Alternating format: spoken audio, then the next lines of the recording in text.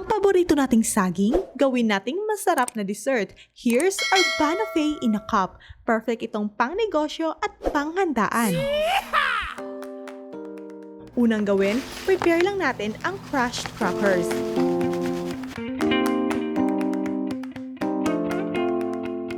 Then, lagyan natin ito ng brown sugar.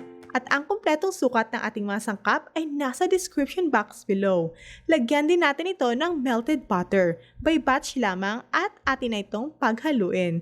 Anyway, if you're new to my channel, hello there and welcome to my channel! Easy to follow ang ating mga recipe kaya don't forget to subscribe and click the notification bell para lagi kang updated sa ating mga bagong video. Then, ilalagay na natin ito sa ating dome cup. And here, maglalagay lang tayo ng 1/4 cup each. Then, flatten lang natin using the same cup. I-press lang natin dito sa base, then up to the sides. Pwede namang flat lang, but either way kung saan ang bet mo, yan, we're done. At eto na, atin na itong i-refrigerate.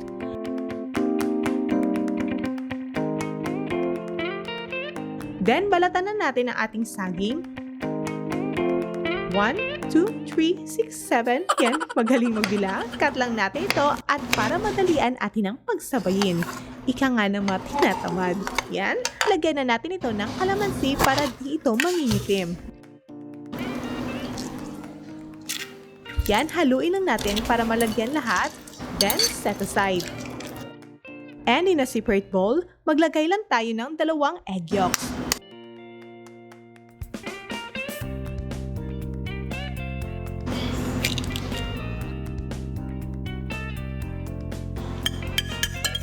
Then, maglagay din tayo ng 1 1/4 cup of all-purpose cream.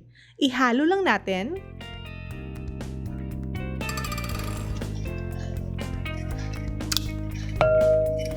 Then, 3/4 cup of condensed milk.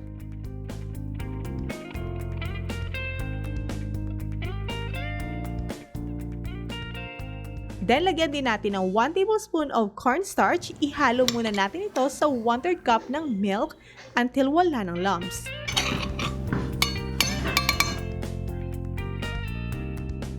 Then, ihalo na natin ito sa ating custard mixture.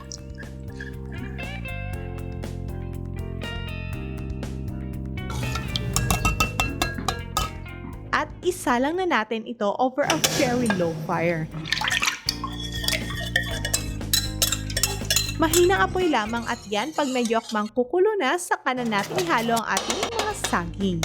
Anyway, ang variety ng saging natin ginamit in this recipe ay lakatan.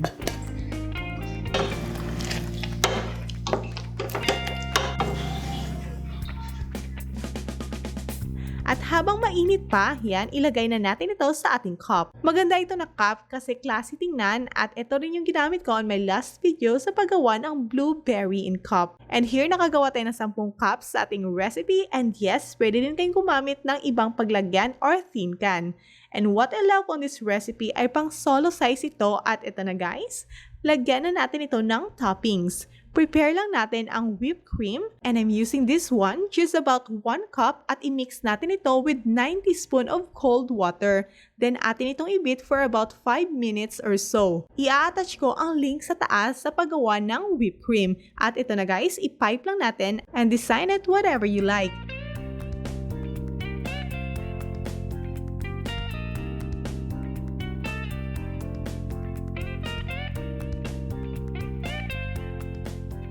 And then, tap lang natin with remaining crushed crackers.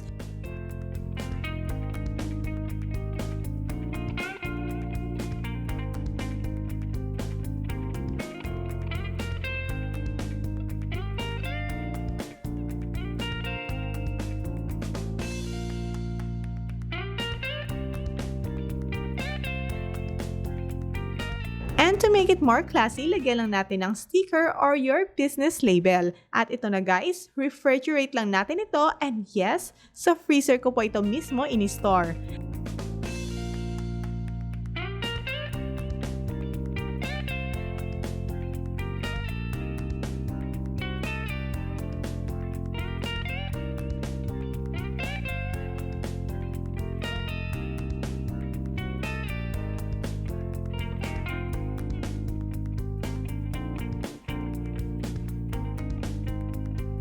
And here we made about 10 cups of Bannofie at ilalagay ko ang costing nito at the end of our video. And here's our Bannofie in a cup. Kaya sa ating mga momshies and sisterette, try nyo na ang ating bagong recipe ng saging. Dagdag panghandaan ito ngayong nalalapit na Kapaskuhan at maganda din itong pang negosyo at narito ang ating costing.